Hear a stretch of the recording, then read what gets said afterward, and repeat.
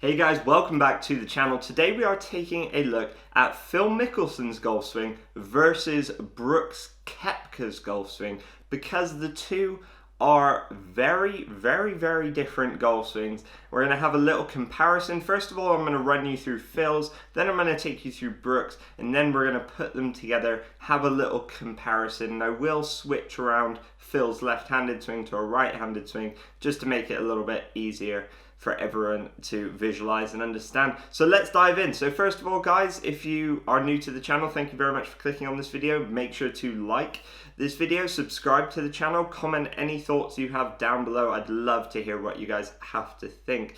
So first of all, let's dive into Phil's golf swing. Let's have a look at it left-handed first. So here we have Phil set up with an iron. And first of all, takeaway, well, let's go through setup position quickly. I actually just did a full video on Phil Mickelson's golf swing. So if you want to see the full in-depth analysis with iron, wedge, driver, and even chipping we did, take a look at the previous video on my channel.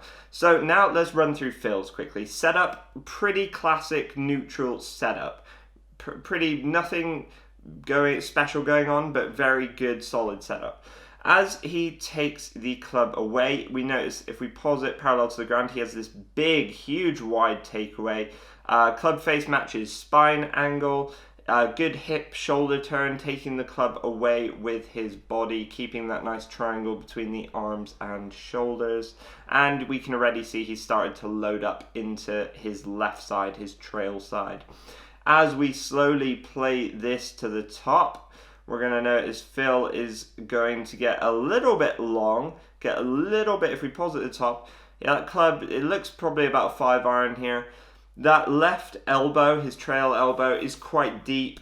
He has a little bit of cup in that left wrist. It's, that club is parallel with the ground, which is quite long for a 5 iron really, especially for modern day golf swings.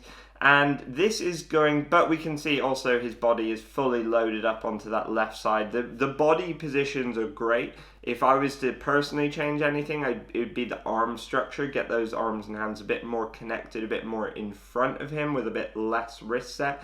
But Phil does this so that he can hit the ball as far as possible. And we are going to notice that as he starts to swing down, it's going to come down quite steep. And if we pause it parallel to the ground, we can see that the club face is quite open, and that's because he's going to create as much power as he possibly can. As he swings down into impact, he's going to release those hands really hard into the ball. If we pause it at impact, actually gets in a really good impact position.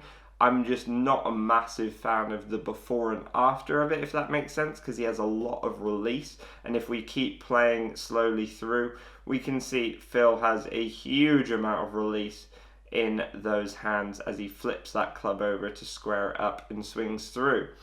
Now let's take a look at Brooks Koepka's golf swing. So here we have Brooks set up with driver. Now this is a really good look at Brooks's swing, and I'm going to actually in a second compare it to a driver swing of Phil's, so it's a little bit more comparable than the iron swing. So here we have him set up.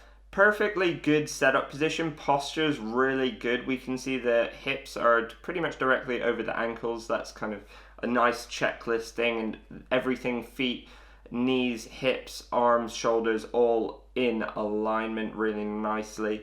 But these are two very different golf swings. So as we slowly play this back, we can see again, big wide takeaway. So pretty similar there actually.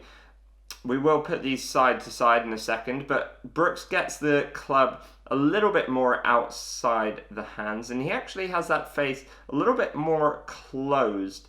As he starts to load up onto that right side, his trail side, as we take this to the top, he's gonna bend that right elbow more down and in front of him, keeps the hands a bit more in front of him and a bit higher.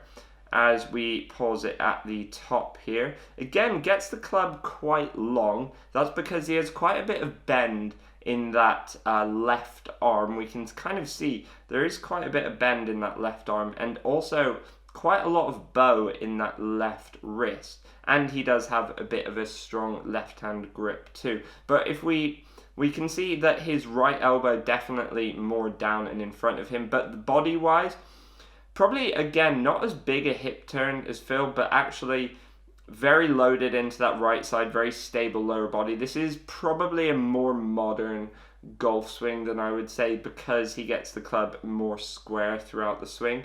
As he starts to slowly swing down, that club's going to shallow really nicely, flatten out a little bit. He pulls those hands and arms back out in front of him before he starts to rotate. If he pulls it parallel to the ground, that face is very, very square with his spine angle, which is great to see.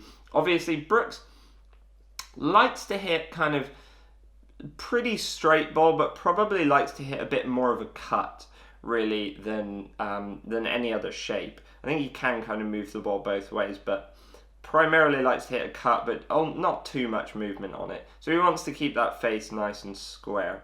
And also good to mention that actually Brooks is coached by Claude Harmon, who is Butch Harmon's son, and Butch Harmon coached Phil throughout most of his career. Quite interesting, even though they're two very different golf swings.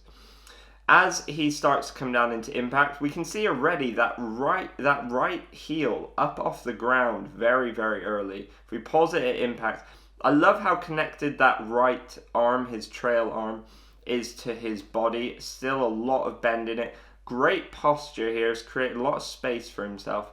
Absolutely love that. And he's just turned onto the ball, kind of really going through the ball towards the target with his weight and everything. And we're not going to see quite so much release as he starts to swing through. Just extends the arms nicely, and then they come through to that nice balanced finish. So now let's put these swings back to back together, and we're going to flip Phil's around so that it is right-handed as well. Now let's slowly play these takeaways back and pause it parallel to the ground. They both have really nice, big, wide takeaways. We can see that Brooks's club working a little bit more up in front of him. It will work a little bit steeper in the takeaway, and then it will flatten out in the downswing, whereas Phil's will kind of do the opposite. Brooks also has the club head a little bit more outside the hands, keeping a bit more width and working up a bit more, and has the club face a little bit more closed.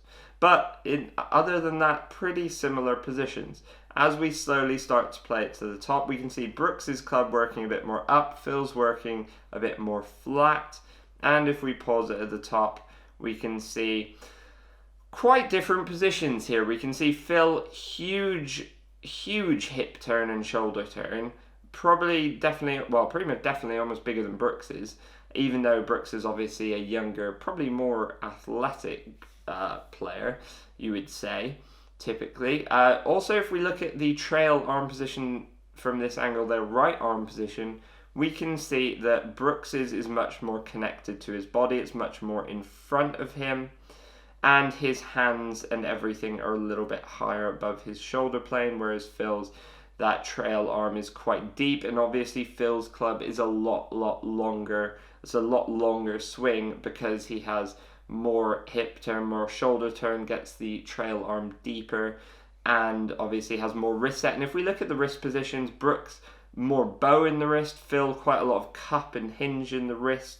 If you want to really get the maximum amount of hinge in your wrist, you have to be cupping it, just how the wrist really works. And as we start to slowly play it down, we're going to notice very, very different things happening. Brooks is going to shallow out the club as it starts to work back out in front of him, and Phil's going to steepen the club as he has to get the hands and arms in front of him. And if we pause it parallel to the ground, we can see very, very different positions. Again, Brooks's club face much more square, Phil's club face much more open, and obviously Brooks's arms back out in front of him.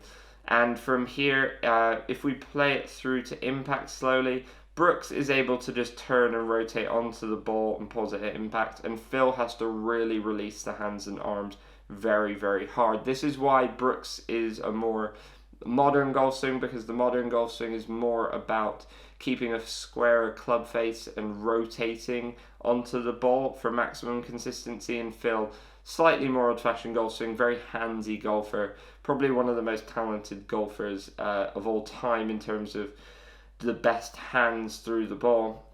And Brooks, as he slowly comes through, is going to hold the club face, and Phil's going to have to keep releasing the club face over.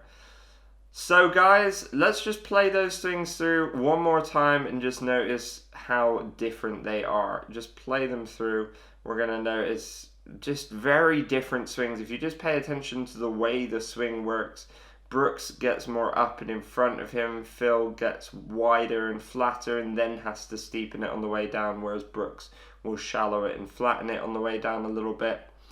And if we play it through one more time, just pay attention to that. Very, very different golf swings. Brooks, much squarer club face. Phil, a much longer swing and a much, much more open club face as well. So guys, I hope you have enjoyed this video. Phil Mickelson's golf swing versus Brooks Koepka. Which would you rather have? Personally, there's benefits to both of them. I'm not actually a massive, even though Brooks Koepka's golf swing is a more modern golf swing, I'm not a massive fan of it because of how bowed he gets that left wrist.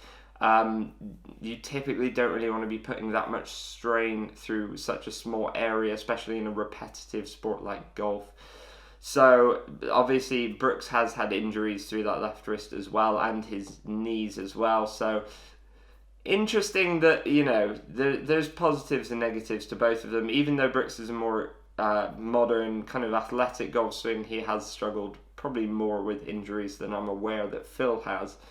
So comment your thoughts down below, guys. Remember, like this video, subscribe to the channel. I will see you guys in the next one. Thank you so much for watching. As always, guys, grip it and rip it.